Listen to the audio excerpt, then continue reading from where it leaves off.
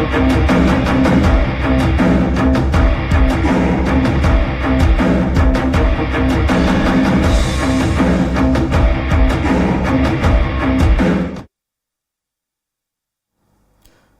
मैं हूं अमित कुमार। स्वराज एक्सप्रेस में आपका स्वागत है और आप देख रहे हैं देश प्रदेश और आपके शहर की नब्ज टटोलने वाला हमारा खास कार्यक्रम बिग डिबेट। आज हम बात करेंगे राष्ट्रपति के चुनाव में हुई मध्य प्रदेश में क्रॉस वोटिंग की। एनडीए कैंडिडेट द्रौपदी मुर्मू को मध्य प्रदेश में उम्मीद से 19 वोट ज्यादा मिले। यह क्रॉस वोटिंग सियासत के गलियारों में धमक पैदा करने के लिए काफी है। महापौर चुनाव में हुई हार से हलाकान बीजेपी के लिए यह उम्मीद की बड़ी किरण है। वहीं अगली बार बहुमत के पार के नारे पर काम कर रही कांग्रेस के लिए बड़ा झटका भी है। इसलिए सवाल उठना लाजमी है कि सियासी बवाल की हकीकत क्या है। अंतरात्मा की आवाज पर वोटिंग के बीजेपी के दावे पर भरोसा किया जाए या विधायकों की खरीद फरोख्त के कांग्रेस के आरोपों को सच माना जाए। इस सवाल का जवाब ही मध्य प्रदेश की आगे की सियासत रणनीति तय करेगी कि कांग्रेस और बीजेपी दोनों इस मामले में समीक्षा भी कर रही हैं, लेकिन तब तक यह सियासी बवाल कई गुल खिला देगा। इसी पर देखिए आज की बिग डिबेट। चर्चा में भाग लेने के लिए मेहमानों का पैनल हमारे साथ है। मैं उन मेहमानों से आपका परिचय कराऊं, उससे पहले देखिए ये रिपोर्ट। मध्य प्रदेश में राष्ट्रपति के चुनाव के पहले से शुरू हुई सियासत फिलहाल खत्म होने का नाम नहीं ले रही है। सूबे में लगातार इस मामले को लेकर रोज नए नए बयान सामने आ रहे हैं। भले ही देश में राष्ट्रपति पद के लिए द्रौपदी मुर्मू निर्वाचित हो चुकी हों, लेकिन उसके बाद भी बयानों का दौर खत्म नहीं हो रहा। ये बयानों का दौर चुनाव के नतीजे आ जाने के बाद से तेजी से सुलग रहा है। दरअसल पूरा मामला कांग्रेस विधायकों की क्रॉस वोटिंग को लेकर है। राष्ट्रपति पद के लिए एनडीए की उम्मीदवार द्रौपदी मुर्मू के पक्ष में कांग्रेस विधायकों ने क्रॉस वोटिंग कर दी है, जिसके बाद से मध्य प्रदेश में सियासत उबाल पर है। कई विधायक मित्रों ने अपनी अंतर आत्मा की आवाज पर द्रौपदी मुर्मू जी को वोट दिया है। मैं सारे विधायक साथियों को जो बीजेपी के नहीं है लेकिन मुर्मू जी को वोट किया है, उनका भी आभार व्यक्त करता हूं, हृदय से धन्यवाद देता हूं। बहन द्रौपदी मुर्मू जी को 19 विधायकों ने क्रॉस वोटिंग करके इस भारत के ऐतिहासिक निर्णय में उन्होंने अपनी सहभागिता निभाई। अब जो विधायकों ने क्रॉस वोटिंग की है उससे नाक ही चली गई। राष्ट्रपति चुनाव के पहले ही इनने विधायकों के ईमान पर सवाल उठा दिया था, उनको बिकाऊ बता दिया था। तो विधायकों ने फिर अपनी अंतरात्मा की आवाज सुनी और क्रॉस वोटिंग कर दी। मध्य प्रदेश कांग्रेस विधायकों ने एनडीए की उम्मीदवार को वोट किया है। राष्ट्रपति पद की वोटिंग के बाद इसका खुलासा हुआ है। द्रौपदी मुर्मू को मध्य प्रदेश से कुल 146 वोट मिले हैं। प्रदेश में बीजेपी के सिर्फ 127 विधायक ही हैं। विपक्ष के उम्मीदवार यशवंत सिन्हा को कांग्रेस की तरफ से सिर्फ 79 वोट मिले हैं, जबकि कांग्रेस के 96 विधायक हैं। 2 निर्दलीय विधायक भी हैं और 5 वोट रिजेक्ट हो गए। चुनाव से पहले कांग्रेस के 2 विधायकों ने आरोप लगाया था, बीजेपी की तरफ से उन्हें एनडीए की उम्मीदवार के पक्ष में वोटिंग का ऑफर है। कांग्रेस आदिवासी विधायकों को 1 करोड़ रुपए ऑफर दिया गया था। बीजेपी कांग्रेस के करीब 18 आदिवासी विधायकों से क्रॉस वोटिंग कराने की कोशिश में जुटे। हालांकि इसके बाद कांग्रेस नेता सक्रिय हो गए थे और कमलनाथ ने कहा था कि कांग्रेस के सभी विधायक एकजुट हैं और कोई भी बिकाऊ नहीं है। लेकिन राष्ट्रपति पद के चुनाव में वोटिंग के बाद जो तस्वीर सामने आई है, कांग्रेस में हड़कंप की स्थिति है। मध्य प्रदेश में कुल वैध वोट 225 निकले। इसमें एनडीए प्रत्याशी को 146, वहीं यूपीए प्रत्याशी को 79 वोट मिले हैं। प्रदेश में कुल क्रॉस वोटिंग 19 है। राष्ट्रपति चुनाव में केवल मध्य प्रदेश ही नहीं, दूसरे राज्यों में भी अंतरात्मा की आवाज पर क्रॉस वोटिंग हुई है। सबसे ज्यादा 22 क्रॉस वोट द्रौपदी को असम से मिले हैं, 19 मध्य प्रदेश, 16 महाराष्ट्र, 10 गुजरात, 7 मेघालय और 6 बिहार, छत्तीसगढ़ से 6, 4 गोवा और 1 क्रॉस वोट आंध्र प्रदेश और हरियाणा में भी मिले हैं। बहरहाल क्रॉस वोटिंग को लेकर दोनों ही दलों में वार पलटवार का दौर जारी है, तो वहीं कांग्रेस के लिए फिलहाल ये समय चिंतन मनन का जरूर सामने आ रहा है। ऐसे में देखने वाली बात ये होगी कि आने वाले समय में इसको लेकर क्या कुछ सियासत देखने को मिलती है। सलमान खान, स्वराज एक्सप्रेस। इस विषय पर ज्यादा चर्चा के लिए मौजूद हैं हमारे साथ पूर्व सांसद और बीजेपी के वरिष्ठ नेता आलोक संजर जी स्टूडियो में मौजूद हैं। आपका बहुत बहुत स्वागत है। पूर्व मंत्री और कांग्रेस के वरिष्ठ नेता चौधरी राकेश सिंह जी हमारे साथ जुड़े हुए हैं। आपका बहुत स्वागत है। और वरिष्ठ पत्रकार हमारे साथ हैं दिनेश निगम त्यागी जी स्टूडियो में मौजूद हैं। आपका भी स्वागत है। सवाल की शुरुआत करते हैं। चौधरी राकेश सिंह जी, आपसे बस ये है कि 1-2 क्रॉस वोटिंग तो हर बार सुनने में आती है, लेकिन जिस तरह से मध्य प्रदेश में 19 विधायकों ने क्रॉस वोटिंग की है, पार्टी इसे किस नजर से देख रही है?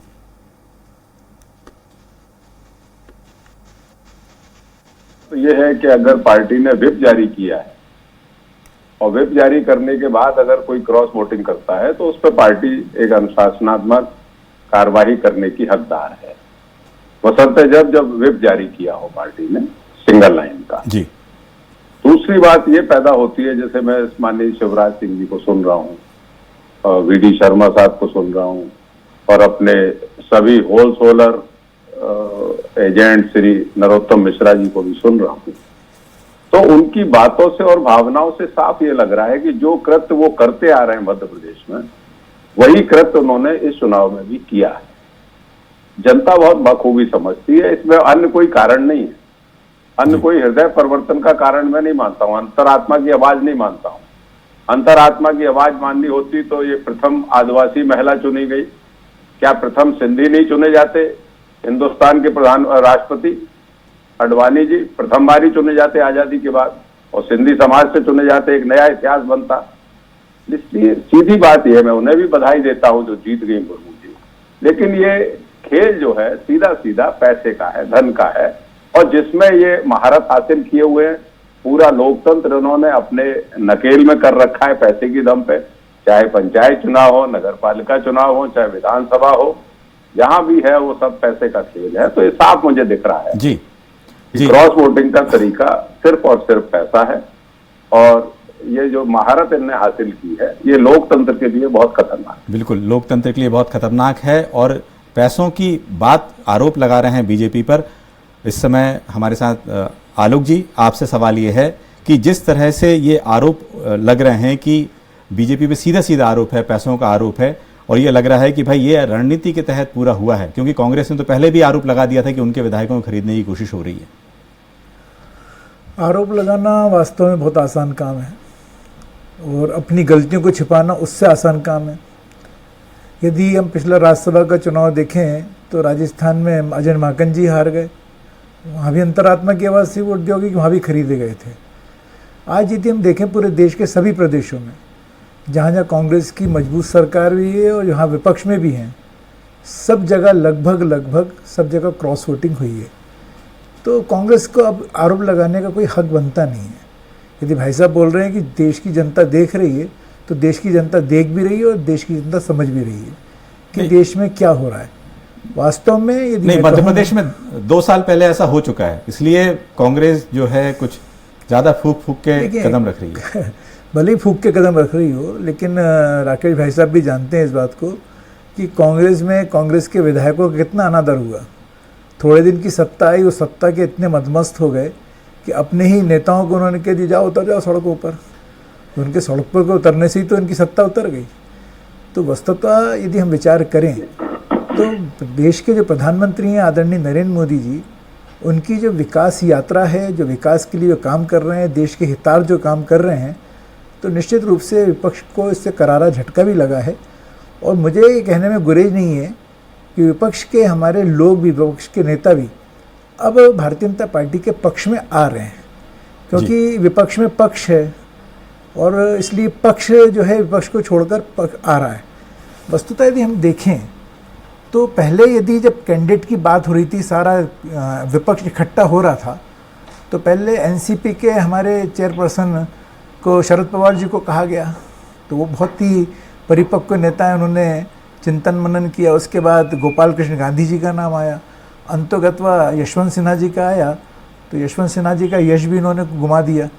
तो वस्तु कहीं इनकी प्लानिंग नहीं थी जी। और मोदी जी की मुर्मू जी को लाने से, द्रौपदी मुर्मू जी जब आई तो कांग्रेस अटक गई और उसके बाद भटक भी गई। बिल्कुल बिल्कुल आपका कहना है कि जिस तरह से जो आरोप लग रहे हैं उसका प्रमाण भी कांग्रेस को देना होगा। हम दिनेश जी से बात करेंगे, वरिष्ठ पत्रकार मौजूद हैं, कि ये किस ओर इशारा है, मतलब ये कोई उठापटक का अंदेशा है या कि एक नॉर्मल जैसे कई सभी राज्यों में हुआ था वैसा है, कि मध्य प्रदेश में खासतौर से उठापटक की ओर इशारा है कुछ? मुझे लगता है राष्ट्रपति के चुनाव को खरीद फरोख्त, दल बदल या विपक्ष की एकजुटता या फूट के तौर पर नहीं देखा जाना चाहिए। इससे पहले भी राष्ट्रपति के चुनाव हुए हैं। जब शिवसेना एनडीए के साथ रहती थी तो प्रणब मुखर्जी के लिए वोट दे दिया था। इससे प्रतिभा पाटिल के समय हुआ था। कई चुनाव में ऐसा हुआ है राष्ट्रपति के, जब दलों ने और नेताओं ने पार्टी की प्रतिबद्धता से अलग हटके वोट दिए हैं। इस कारण पहला तो यह है कि इसको सिर्फ खरीद फरोख्त की नज़र से नहीं देखा जाना चाहिए, ना ही विपक्ष की फूट के तौर पर देखा जाना चाहिए जी। जहाँ तक कैंडिडेट का सवाल है, विपक्ष की ओर से यशवंत सिन्हा कैंडिडेट थे और भाजपा ने द्रौपदी मुर्मू को कैंडिडेट बनाया। यशवंत सिन्हा कांग्रेस के कैंडिडेट नहीं थे, न कांग्रेस पार्टी में थे। यशवंत सिन्हा पहले भाजपा में थे, आजकल तृणमूल कांग्रेस में थे। तो कांग्रेस के लिए उतनी प्रतिबद्धता यशवंत सिन्हा के प्रति नहीं थी। कांग्रेस ने मध्य प्रदेश में इस बार पिछले विधानसभा चुनाव में आदिवासी समुदाय से बहुत सारे विधायक जीत कराए हैं। शायद लंबे समय बाद इतने विधायक कांग्रेस के जीते हैं। और अगर आप चुनाव के पहले आदिवासी विधायक हीरालाल अलावा हैं, उनके बयान पर नज़र डालें तो उन्होंने कहा था कि इस बार हम अपनी अंतरात्मा की आवाज़ पर वोट देंगे और किसको वोट देंगे ये गोपनीय रहेगा। मतलब ये संकेत वहाँ से मिलने लगे थे कि आदिवासी विधायकों के अंदर कुछ ना कुछ चल रहा है कि वो यशवंत सिन्हा को वोट क्यों दें, आदिवासी समाज से कोई महिला खड़ी है तो उसको क्यों ना वोट दें। इससे पहले भी एक चर्चा चली थी, खबरें सुर्खियां आई थी कि जो कांग्रेस के आदिवासी विधायक हैं उनको घेरने की कोशिश हो रही है। भाजपा ऐसे अपने आदिवासी नेताओं को उनके पीछे लगाया है कि आदिवासियों के नाम पे कांग्रेस के आदिवासी विधायक द्रौपदी मुर्मू को वोट करें। तो ये मुझे लगता है इसकी भनक कमलनाथ को थी, भाजपा के प्रयास की जानकारी थी। तो ये एक बात सामने आई कि चूंकि भाजपा के ऊपर एक ठप्पा लग चुका है, मोहर लग चुकी है। नहीं, ये लेकिन जी दिनेश जी ये है कि आपने कहा कि ठीक है, इस तरह के राष्ट्रपति के चुनाव में इस तरह के पहले भी होते रहे हैं, लेकिन मध्य प्रदेश में खासतौर से देखा जाए, सचिन बिरला जो विधायक हैं उनने घोषित तौर पे कह दिया था, लेकिन बाकी लोगों ने, जो हमारी बातचीत हुई थी, लेकिन कमलनाथ जी इतने वरिष्ठ नेता हैं, यदि उनकी आज्ञा का या उन्होंने जो कहा है उसका उल्लंघन होता है तो कांग्रेस के लिए एक चिंता की बात तो है। क्योंकि यदि चुनाव बिल्कुल 1.25 साल बाद होने हैं, आपको फिर एकजुटता बड़ी मुश्किल से, अभी जिस तरह से कांग्रेस में उत्साहित हुई है, अभी जो मेयर की सीटें जीती है और 19 विधायक यदि आपसे पीछे छूट रहे हैं तो चिंता की बात तो है। चौधरी राकेश जी। बिल्कुल अमित भाई, मैं ये मानता हूं कि चिंता का विषय है, लेकिन ये एमएलए की वोटिंग थी, क्रॉस वोटिंग हुई, चाहे वो आदिवासी एकता के पक्ष में हो गई हो, अंतरात्मा से हो गई हो, अथवा खरीद फरोख्त हो गया हो। मैं निगम साहब की इस बात से भी सहमत हूं कि राष्ट्रपति के चुनाव में शायद खरीद फरोख्त ना हो, अंतरात्मा की बात है। हीरालाल जो अलावा जी है वो तो किसी दल में नहीं, उनका दल अलग था, तो वो वोट दे सकते हैं अंतरात्मा की आवाज से। लेकिन दूसरी बात साफ जाहिर ये है कि आप जो है अन्य वोट कैसे आपके गए जब आपका व्हिप जारी हुआ है, और व्हिप जारी होने के बाद वोट क्रॉस वोटिंग कैसे हो गई। मैं ये भी मानने को तैयार नहीं हूं निगम साहब की बात को कि वो यूपीए के कैंडिडेट थे, कांग्रेस के कैंडिडेट नहीं थे। यशवंत सिन्हा यूपीए के कैंडिडेट थे, जिसका एक घटक कांग्रेस भी है और कांग्रेस ने मन से साथ होकर चुनाव लड़ा है। लेकिन इससे हम इस बात को कमजोर नहीं कर सकते, जो कमजोर माननीय मुख्यमंत्री जी स्टेटमेंट दे रहे हैं आके टीवी पे कि मैं साहब क्रॉस वोटिंग अंतरात्मा की आवाज, उससे ना नगर पालिका के चुनाव के रिजल्ट प्रभावित हो सकते हैं, ना उस मैंडेट को खारिज किया जा सकता है जिसमें 6-7 कम से कम नगर निगम बीजेपी हारी, उनके पैरों से जमीन खिसक रही है, और ना ही नगर पालिका और नगर पंचायत के और पंचायती के चुनाव में जो रिजल्ट आए हैं उस रिजल्ट को भी दरकिनार नहीं किया जा सकता। बीजेपी अपनी वो खींच निकाल रही है, उस चीज को जनता से हटाना चाहती है कि देखिए मैंने राष्ट्रपति के लिए ये कर लिया, जबकि जनता का रिजल्ट उनके खिलाफ आना शुरू हो गया है। और ये मैं समझता हूं इसका एक विस्मिल्ला हो गया है इस बात को, ये शब्दों में कहें शुभ साथ। बिल्कुल राकेश जी, यदि क्रॉस वोटिंग होनी थी तो कभी उस तरफ की क्रॉस वोटिंग इस तरफ भी होती है। एक आध दो तो समझ में आता है कि भाई अंतरात्मा की आवाज दोनों तरफ से है, लेकिन क्रॉस वोटिंग एक ही तरफ हो तो कहीं ना कहीं सवाल खड़े होते हैं। बीजेपी बार बार ये कह रही है कि कांग्रेस में भगदड़ मची हुई है, तो कहीं ये बताएं कि भगदड़ है क्या आलोक जी? निश्चित दिख ही रही है, विचार अलग निकल गया, धारा अलग चली गई कांग्रेस की। और यदि हम कहें तो एक नाव बनाई है, उसके पट्टिए का जोड़ तो दिए गए, लेकिन उसमें विश्वास की कील नहीं है। जब विश्वास की कील नहीं है तो जब राजनीति की धारा में उसको नाव को उतारा तो खंड खंड हो गई कांग्रेस। और वस्तुता भी और सामने आ रहा है, उपराष्ट्रपति का चुनाव भी सामने आ रहा है। अभी मार्गरेट अलवा जी के लिए तृणमूल कांग्रेस ने अपना मना कर दिया है कि नहीं साहब, हम तो कोई मतलब नहीं रखेंगे। तो विपक्ष चाहे केंद्र से लेकर यदि हम राज्यों में आ जाएं तो भटका भटका सा तो है ही। अब चूंकि हम भटक ही गए, हम कमज़ोर हो ही रहे हैं, तो अब आरोप क्या लगाएं, तो सीधे खरीद फरोख्त आरोप लगा लेते हैं। वास्तव में विचार करना चाहिए कांग्रेस के नेताओं को कि विपक्ष भी मजबूत होना चाहिए, लेकिन विपक्ष कमज़ोर से कमज़ोर है। और इसलिए मैंने जब पूर्व में बात कही कि पक्ष में तभी आओगे जब मजबूती से खड़े रहोगे, लेकिन कांग्रेस ने तो तय करके रखा है कि हम तो आपस में ही लड़ेंगे और आरोप प्रत्यारोप करेंगे, तुष्टीकरण की राजनीति करेंगे। और अभी भाई साहब ने शुरुआत करी थी, उन्होंने लाल कृष्ण अडवाणी जी का नाम लेके एक भ्रम की स्थिति फैलाने की कोशिश करी। देश ने आज यदि 8.7 आदिवासी हैं, उस परिवार की यदि महिला को यदि उन्होंने आज सम्मान दिया है भारतीय जनता पार्टी ने और हमारे मोदी जी ने, तो मेरे को लगता है कि उस सम्मान को आगे बढ़ाना चाहिए। मैं तो ये कहता हूँ कि आदिवासी महिला का जब नाम आया था तो विपक्ष को भी बोल देना था कि सर्वसम्मति से हम राष्ट्रपति को द्रौपदी मुर्मू को स्वीकार करते हैं, तो एक अच्छा मैसेज जाता। लेकिन जिस तरह का कांग्रेस ने काम किया, मुझे लगता है कि वो दर्शनीय है, वो जनता इसको बहुत अच्छे से देख रही है। कांग्रेस अपना मजाक खुद उड़वा रही, लोग नहीं उड़ा रहे, वो खुद कह के उड़ा रही, आइए हमारा मजाक उड़ाइए। लेकिन आलोक जी, ये तो हमेशा से होता आया है कि लोग अपने अपने दलों के उम्मीदवार को घोषित करते हैं। इस बार भी कोई नया नहीं था, ऐसा नहीं। ऐसा नाम था जो वास्तव में द्रौपदी मुर्मू जी का, कि आज आदिवासी महिला यदि वहां पर आ रही है, उस जगह आ रही है, लेकिन और पार्टी उनके का संदर्भ अनुशासन, में, लेकिन बात पार्टी के अनुशासन की है, जो बार बार राकेश जी कह रहे हैं कि यदि पार्टी का अनुशासन है, यदि पार्टी ने कहा है कि वोट कहां देना है, उसका पालन होना चाहिए, तो क्या राकेश जी किसी तरह कोई कार्रवाई की उम्मीद की जाए अब उन विधायकों पर? क्योंकि आपके आज नेता ने भी बयान दिया है कि भाई आला कमान को इस तरह का निर्णय लेना चाहिए उन विधायकों के खिलाफ। हाँ, मैं भी ये मानता हूं कि एक संसदीय परंपरा है और अगर व्हिप जारी हुआ है तो उस पर नोटिस जारी होना चाहिए, जवाब तलब करना चाहिए। मैं अपने भाई से निवेदन करना चाहता हूं, संजय जी से। एक बार राम मनोहर लोहिया ने आदिवासी महिला को कैंडिडेट बनाया था निगम साहब राष्ट्रपति का, तब जनसंघ ने समर्थन नहीं किया था लोहिया जी के कैंडिडेट का, आदिवासी का। ये मैं आपको याददाश्त कर ताजा कर रहा हूं। बिल्कुल बिल्कुल ठीक है, आपने पुरानी बात भी याद दिलाई है। लेकिन क्रॉस वोटिंग का क्या संदेश है दोनों पार्टियों के लिए दिनेश जी? क्योंकि देखिए, चुनाव यदि इतने करीब नहीं होते ना, तो ये सवाल भी नहीं उठते कि क्रॉस वोटिंग हुई है, हो सकता कार्रवाई की बात नहीं होती, क्योंकि समय लंबा होता है तो मनाया भी जल्दी जा सकता है। लेकिन अब समय बहुत कम रह गया है। जी, मैं इसमें तीन बातें कहना चाहूँगा। पहली तो ये है कि जो चौधरी साहब ने कहा व्हिप जारी हुआ है तो उस पर कार्रवाई हो सकती है, व्हिप जारी हुआ है तो पार्टी को वोट देना चाहिए। मेरी जानकारी में राष्ट्रपति के चुनाव में व्हिप लागू नहीं होता है, पार्टी निर्णय करती है किसको वोट देना है, लेकिन संभवतः राष्ट्रपति के चुनाव में अगर व्हिप का उल्लंघन करके वोट देता है तो कोई कार्रवाई नहीं होती है, दल बदल उसमें लागू नहीं होता है। दूसरा, जैसे संजय जी ने कहा कि विपक्ष को चाहिए था कि द्रौपदी मुर्मू जी का समर्थन करते, लेकिन इसका प्रयास भी सत्ता पक्ष को करना पड़ता है। सत्ता पक्ष जब ये तय कर रही थी कि हमें आदिवासी महिला को कैंडिडेट बनाना है, तो सत्ता पक्ष का बड़े होने के नाते दायित्व था कि सबको इकट्ठा करती, विपक्ष से भी राय करती और कहती भाई हम इसको कैंडिडेट बनाना चाहते हैं आप। बाद में ममता बनर्जी और कुछ लोगों ने ये कहा भी है कि अगर सरकार हमसे सलाह मशवरा करती तो हो सकता है हम कैंडिडेट नहीं उतारते।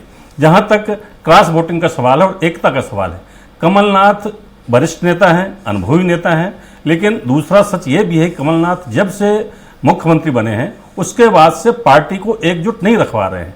कम से कम 4-5 बार पार्टी टूट चुकी है। पहले बड़ी एक किस्त गई, फिर दूसरी किस्त गई, फिर एक एक करके विधायक गए, 4-5 बार ऐसा हुआ है। तो कमलनाथ की बात सार्वजनिक रूप से भले कोई कुछ ना बोले, लेकिन कमलनाथ पार्टी को एकजुट नहीं कर पा रहे हैं, विधायकों को साध नहीं पा रहे हैं। मुझे लगता है कमलनाथ में कोई कमी है। दिनेश जी आपने चर्चा को बिल्कुल एक नई दिशा में दिया है। कमलनाथ जी एकजुट नहीं रख पा रहे हैं, क्योंकि ये कहा जाए कि अभी जितनी भी जीत का जो सेहरा बांधा गया है नेताओं के द्वारा, कांग्रेस के नेताओं के द्वारा, वो यही बांधा गया है कमलनाथ जी ने ही ये जीत जो मिली है नगरीय निकाय के चुनावों में मिली है। तो राकेश जी क्या लगता है कि ये इस तरह की बात जो है यदि कहीं यदि दिनेश जी यदि कह रहे हैं, यदि थोड़ी बहुत यदि सच्चाई है तो बहुत चिंता की बात है। दिनेश भाई स्वतंत्र पत्रकार है, उनकी विचारधारा स्वतंत्र है, लेकिन कांग्रेस का संगठन चुनाव लड़ा। कांग्रेस का वो कार्यकर्ता जिसने हिंदुस्तान की आजादी में अपने बलिदान दिए, ऐसे बुजुर्गों की पार्टी है, और हमारा कार्यकर्ता बलिदानी उससे ओतप्रोक्त है। तो इसलिए कार्यकर्ता रिचार्ज हो गया, एक्टिव हो गया जमीनी स्तर पर, और वो राष्ट्रीय भावना के साथ चुनाव में उतरा है और संगठन चुनाव लड़ा है। मैं किसी नाम विशेष को लेकर चर्चा को और ज्यादा दिनेश भाई की तरह नमक मिर्च नहीं बनाना चाहता जी। लेकिन एक बात देखने में आई कि ठीक है, कांग्रेस ने आरोप लगाए, लेकिन बीजेपी को भी एक प्रकार से अपने चेहरा चमकाने की जरूरत है। जब भी आरोप लगता है बीजेपी पे लगता है, किसी भी राज्य में हो, कहीं भी लोग नेता यहां से वहां जाएं, लोग बीजेपी को संदेह की दृष्टि से देखते हैं। आलोक जी, क्या इसको ठीक नहीं करना पड़ेगा? राजनीति के आईने में जो दिख रहा है लोग उसी को तो देखेंगे। कांग्रेस दिख नहीं रही है, भाजपा दिख रही है, इसलिए लोग देख रहे हैं। वस्तुतः भारतीय जनता पार्टी में कुशवाहा ठाकरे जी ने एक बहुत सुंदर बात कही थी कि अनुशासन की डोर बहुत बारीक होती है लेकिन बहुत मजबूत होती है। जो उस डोर से बन जाता है तो फिर उसको कहीं भटकने की आवश्यकता नहीं होती। कांग्रेस की स्थिति यह है कि जैसा कि भाई साहब बोल रहे हैं कि कांग्रेस जो है बलिदान दिया, तो वाकई पहले लोगों ने बलिदान दिया है, मैं उनका सम्मान करता हूं और उनको प्रणाम भी करता हूं। लेकिन आजकल लोग बलिदान दे नहीं रहे हैं, कांग्रेस के लोग बलिदान ले रहे हैं, वो प्रदर्शन हमारे सामने है। तो वस्तुतः कांग्रेस में ने जो कहा ना कि कांग्रेस को संभलने की आवश्यकता है, और मैं तो हमारी पार्टी के बड़े नेता भी बोलते हैं, वरिष्ठ नेता ही बोलते हैं कि विपक्ष तो मजबूत होना ही चाहिए। लोकतंत्र में यदि विपक्ष मजबूत नहीं है तो फिर पक्ष को भी दिक्कत होती है। सत्ता में बैठे हुए लोग भी फिर क्या है बेलगाम होते हैं, लेकिन अब विपक्ष तैयार ही नहीं हो रहा है। लेकिन तो, आलोक जी, बहुत लंबे अरसे के बाद इतना, जो मैंने भी देखा है, इतने लंबे अरसे के बाद इतना यदि विपक्ष यदि संख्या बल के हिसाब से देखा जाए तो विपक्ष जो है काफी मजबूत है। बहुत नेक टू नेक थे भाई। इसके बाद भी यदि आप कह रहे हो विपक्ष जो है मजबूत, और कितना मजबूत होगा? एक दो सीटों का हेरफेर से सरकारें बनी है दोनों तरफ से, लेकिन संख्या बल से नहीं, लेकिन संख्या बल मजबूत मनोबल से भी, मजबूत अपने विश्वास से, मजबूत अपने कर्म से। राकेश जी, यहाँ सब जगह हमको कमजोरी दिखाई देती है। एक साधारण कार्यकर्ता होने के नाते भी मैं ये बोल सकता हूँ कि हमारी तो इच्छा होती है कि वास्तव में एक अच्छी पॉलिटिक्स होनी चाहिए, जो विकास के लिए जिसकी बात भारतीय जनता पार्टी करती है, सेवा की दृष्टि से हम लोग बात करते हैं। लेकिन सिर्फ यदि हमने स्वार्थ की राजनीति करने की बात कही तो कांग्रेस स्वार्थ में उलझ कर रह गई, इसलिए ये अच्छी पॉलिटिक्स नहीं हो पा रही उनकी तरफ से, और लोग टूट रहे हैं, अपने नेता पे विश्वास नहीं कर रहे हैं। जहां स्वार्थ की राजनीति छोड़ देंगे तो फिर वहां अपने नेता से जुड़ेंगे, उनकी बात मानेंगे, बिल्कुल नहीं क्रॉस करेंगे वोट को। बिल्कुल। राकेश जी, आप कानून के भी बड़े जानकार हैं और हम लोगों ने देखा भी है आपको हर जगह। लेकिन ये बताएं कि ठीक है, व्हिप यदि जारी नहीं भी हुआ था या व्हिप जारी हुआ था, ये एक अलग विषय है, लेकिन आपके बड़े नेता का बयान या आला कमान का जो आदेश था, यदि उसका पालन नहीं होता है तो कहीं ना कहीं आदेश कुछ भी हो, यदि पार्टी के पक्ष में होना चाहिए था, उसकी जो इमेज है इज्जत के लिए होना चाहिए था। क्या ये भी एक मुद्दा रहेगा उनको किसी तरह की कार्रवाई की, अनुशासनात्मक कार्रवाई करने की? ये चर्चा का विषय रहेगा, और जब ये मनन करेंगे नेता लोग बैठ के, तब इस पे चर्चा भी करेंगे। मैं दिनेश भाई की बात से कमोबेश थोड़ा सा सहमत हो रहा हूं, मैं थोड़ा सा अनिश्चित हूं, वरना व्हिप जारी तो किया जाता है। कई बार संगठन व्हिप जारी नहीं करता है, हो सकता है व्हिप जारी नहीं किया हो, लेकिन बड़े नेताओं को तो ये विचार विमर्श करना ही चाहिए कि आखिर ये क्रॉस वोटिंग हुई तो क्यों हुई, और उस पर विचार करके उनको कुछ न कुछ निर्णय तक पहुंचना चाहिए, ताकि अनुशासन बरकरार रहे, संगठन बरकरार रहे, और आइंदा भविष्य में भी कभी इस तरीके की कोई हिमाकत हमारा दल का कोई सदस्य ना करे। ये निर्णय तो करना पड़ेगा संगठन के हमारे नेताओं को। बिल्कुल। तो ये बिल्कुल आपने सही कहा है कि जिस तरह से क्रॉस वोटिंग के लिए कांग्रेस के लिए बहुत चिंता की बात है, और खास तौर से 2023 जो चुनाव बहुत करीब हैं, मतलब इतने करीब हैं कि अभी आप यदि रणनीति बनाएंगे, समीक्षा बैठकें करेंगे तो समय का पता नहीं चलेगा। और इसके लिए ये एक बड़ी आप कांग्रेस के लिए चुनौती है, लेकिन इमेज सेविंग करने के लिए भी बीजेपी को करना चाहिए कि हर आरोप जो है बीजेपी पर उठकर आते हैं, पैसों के हों चाहे किसी चीज़ के हों, इसको जरूर देखना चाहिए। आप सभी का बहुत बहुत धन्यवाद आज के कार्यक्रम में शिरकत करने के लिए। शुक्रिया। कल फिर मिलेंगे नए मुद्दे के साथ बिग डिबेट में। नमस्कार।